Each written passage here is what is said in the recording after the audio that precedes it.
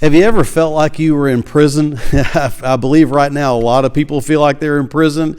It's a time that people are just kind of trapped, and I don't really feel that way myself that much because I can come over here to the church most days, and I'm usually the only one here in the building, and so it's really not that bad. I can get out and about a little bit and see some blue skies, but a lot of folks, I know we have a number in our church who just basically have not hardly even left the house since all this began. One of the Hollywood personalities, I'm not going to share her name, but came out when this all got started and said that she felt like she was a prisoner in her own home.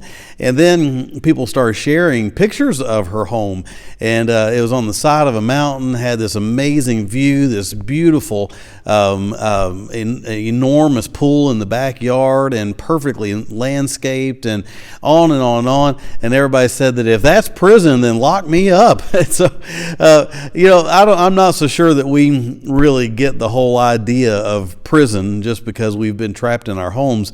I have never been a prisoner in a jail, but I have been in prisons preaching before. There was one occasion that I spent an entire day behind bars. We were having a big revival meeting in a prison, a state penitentiary, and we spent the day passing out invitations to the inmates to come, and we ate dinner with them, and then we had a church service that night. And I will say that when I walked out that door that night, after it was all over, I had spent probably about 7 or 8 hours behind bars. When that big heavy metal door clanged behind me, I felt really good to get out of there. I really did. So prison, we get it. We're feeling a little bit like we're prisoners right now. Well, I want to talk to you today about this. You see the title, Prisoners of Hope. Prisoners of Hope. And this is a phrase that comes out of the book of Zechariah. And I want to talk to you about Zechariah this morning and again tonight. And I want to read you a verse. This will be our text for Zechariah chapter 9 and verse number 12. And I'll just give you a little piece of it. It says, "Turn you to the stronghold, ye prisoners of hope." Ye prisoners of hope. So Zechariah was somebody that had some understanding about what prison was about, and I'll work my way down to all of that as we try to cover this. I'm going to break my thoughts down today into 7 categories. I'm going to try to get 4 of them squeezed in this morning, and then I'm going to try to get the other 3 in the sermon tonight. But let me get started with the outline here, if I could, talking about prisoners of hope. Number 1, I want to begin by saying this is hope from a man who is young. This is hope from a man who, number 1, is young. Now, I'm not going to take time to get into it, but if you go back to the same book of Zechariah, chapter 2 and verse number 4, Zechariah is referred to by an angel as a young man, a young man. Now, I don't know exactly how young of a man Zechariah was. That I couldn't tell you. But what I do know is that if he is referred to as a young man, that is meaningful. It means something. Now, back in biblical days, the age of adulthood was 20. And I won't go into all the reasons for that, but if you remember the story of Joshua and Caleb and going to the promised land, those that were 20 and over died in the wilderness. Those that were 20 and younger lived to see the promised land 40 years later. To be a Levitical priest in the temple or the tabernacle, you had to be 20. To go to war, you had to be 20. So the biblical age of adulthood back in those days would have been 20. Now, does that mean that he was barely an adult?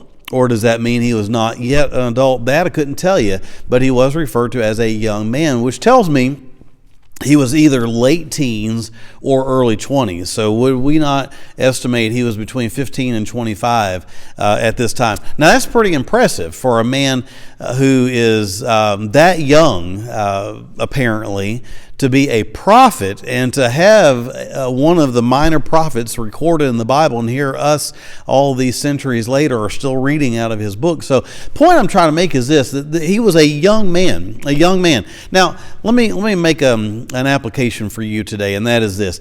From my own observation, my limited observation, I'm a 53-year-old man. I have known people that were well into their 90s, and of course I've seen babies born. So from my own perspective, it seems to me that young people are more optimistic than older people. Is that a fair observation? Now, your observation may be different. I don't know. But just from what I have observed, it seems like younger people are more optimistic. And maybe it's because the battles of life have scarred enough people as they approach older age to where they become a little more pessimistic. Can I just encourage you today to have the optimism of a young man, have the optimism of a 20-year-old, have the optimism of a 25-year-old. Here's a man who wrote a book and he talked about prisoners of hope. Prisoners of hope, not prisoners of a foreign army, not prisoners of a foreign country, not prisoners of a mean slave owner, but a prisoner of hope. So this is a hope from a man who was young. Number two, second thing I'd like you to see is hope from a man who listened to an older generation.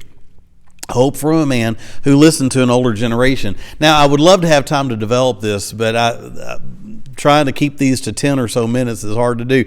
But Zechariah and Haggai were probably very close friends. Their books were written about a month to 2 months apart. When you look at the first verse or two of Haggai and the first verse or two of Zechariah, you see, because they date when their books were written. So their books were written just a month, maybe 2 months at the most apart. Haggai was an older prophet, apparently, whereas Zechariah was a younger prophet. So here you have a man who, and we don't know this part, but it's just a guess, that maybe Zechariah was an understudy of Haggai. Maybe he was someone who was being trained by the older prophet Haggai, kind of like Paul and Timothy. But so here you have a guy who is young and zealous and energetic, full of hope, full of optimism, but he is smart enough to listen to the older generation. I want to say to you today that I think we need both. Listen, if you go to a church and you look around that church and you see nothing but gray hair, that church has a problem. But if you go into a church and you see no gray hair, that's a problem. You say, well, which is the bigger problem? The answer is yes.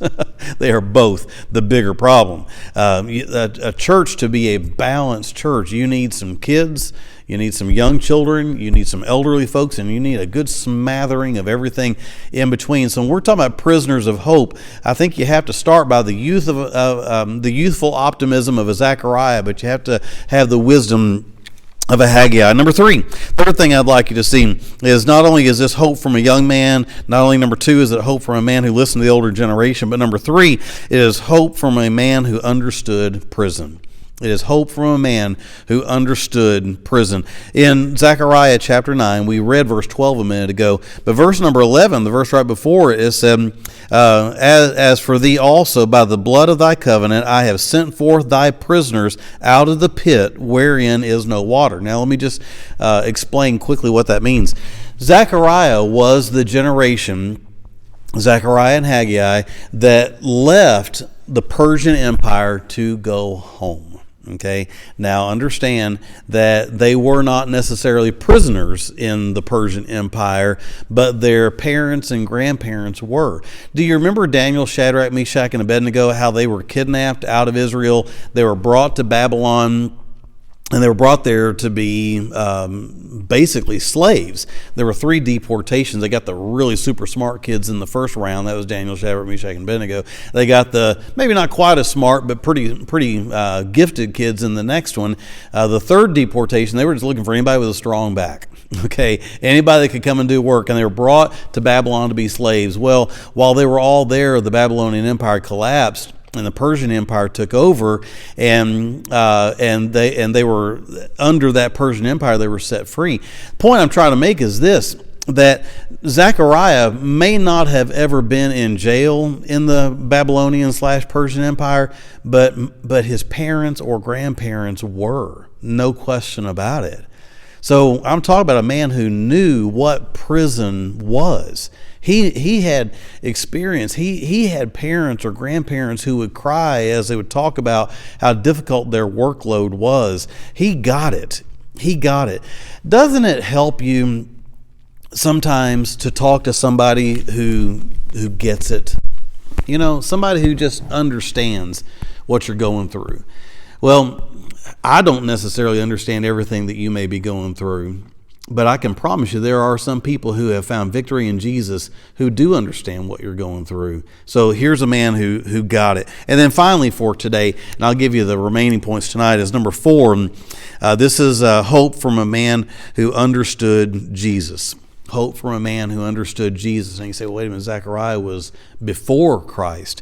The same chapter, verse number 9, it says, behold, thy king cometh unto thee. He is just and having salvation, lowly and riding upon an ass, and upon the colt, the foal of an ass. That's a messianic prophecy. I don't know if you knew this or not, but Zechariah has more messianic prophecy than any of the other 11 minor prophets. If you look at all of the minor prophets, Zechariah is number one in messianic prophecy, prophecies about the oncoming Christ. So here is a man who understood Jesus. He understood Jesus. If you understand Jesus, you understand hope. You do. I don't know where else you can find hope. I don't find hope in a stimulus package. I don't find hope in the U.S. government. I find hope in Jesus. Hope you'll watch the video again tonight. We're going to take this another step further, and I think it'll help you. God bless you.